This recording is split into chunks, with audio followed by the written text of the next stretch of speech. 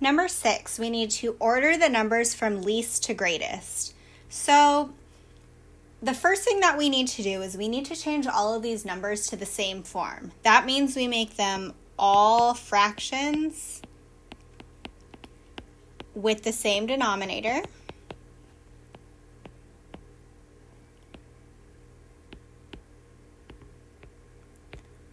Or we can make them all decimals.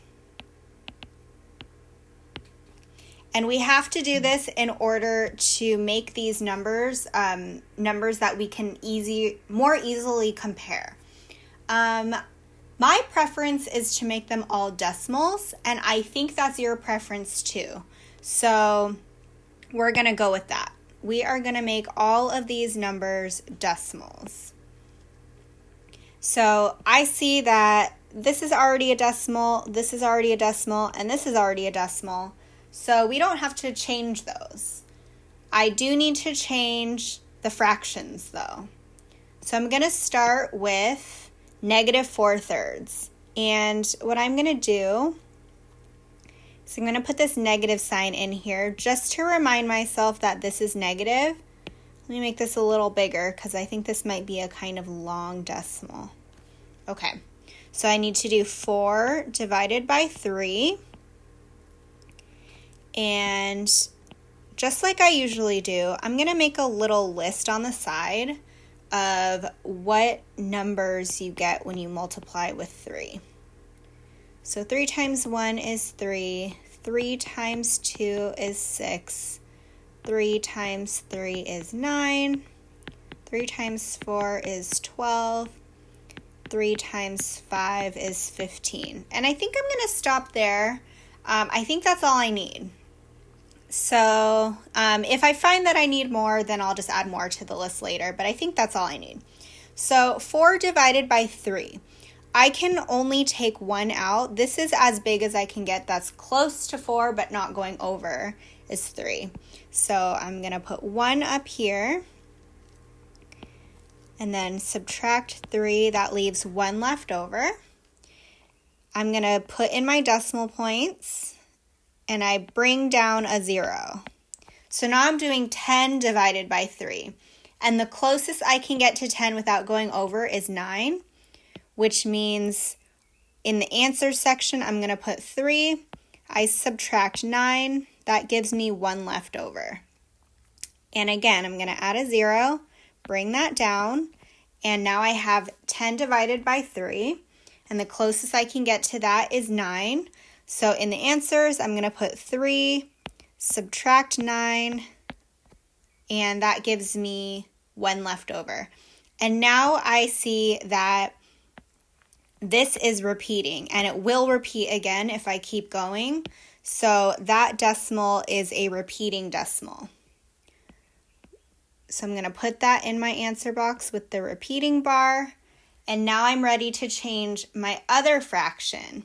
This is a positive fraction, so I'm going to put this box here, and I'm going to put a little plus sign in there to remind myself that this is a positive number. And now I'm ready to do some division. Okay, so I'm going to do 4 divided by 9.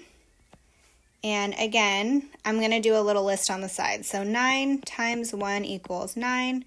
9 times 2 equals 18. 9 times 3 is 27.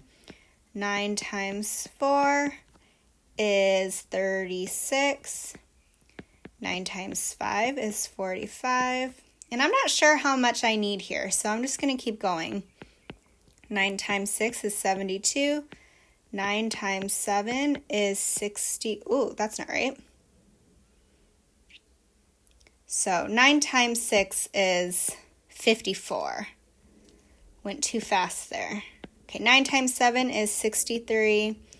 9 times 8 is 72. 9 times 9 is 81. Okay. So I can't divide 9 into 4. So I need to add in my decimal points. And I'm going to put a 0. Now I'm doing 40 divided by 9. I see that the biggest number, or the closest I can get, is 36 without going over. So I'm going to divide. This is going to be 4 in the answers. I'm going to subtract 36. That gives me 4 left over. I'm going to add another 0. I'm doing 40 divided by 9. Again, the closest I can get is 36. So I put a 4 up top, minus 36. That equals 4. And just like before, I notice this is repeating, and it will repeat again if I keep going. So this answer is 0.44 repeating, with that repeating bar. So the last thing that we need to do is we need to order these from biggest to smallest, or the least to greatest. And at this point, it is helpful for us to draw a little number line. So I'm going to do that. And it doesn't have to be perfect as long as you kind of know where things go. So I'm going to put 0 in the middle because I have a mix of negative and positive numbers. And I have 0.1, 0.2, 0.3, 0.4, 0.5. This is not exact. And I've kind of run out of space. So I'm going to see if I can make do with what I've got here. Negative 0.1, negative 0.2, negative 0.3, negative 0.4, negative 0.5, negative 0.6. Okay. Let's see if we can make this work with what we have. Negative 1.33 is going to be off to the side. So actually, I do need to extend this, unfortunately. So here's what I'm going to do. It's not going to be perfect, but this is what we've got. I need to make sure I have space on my number line for my whole numbers.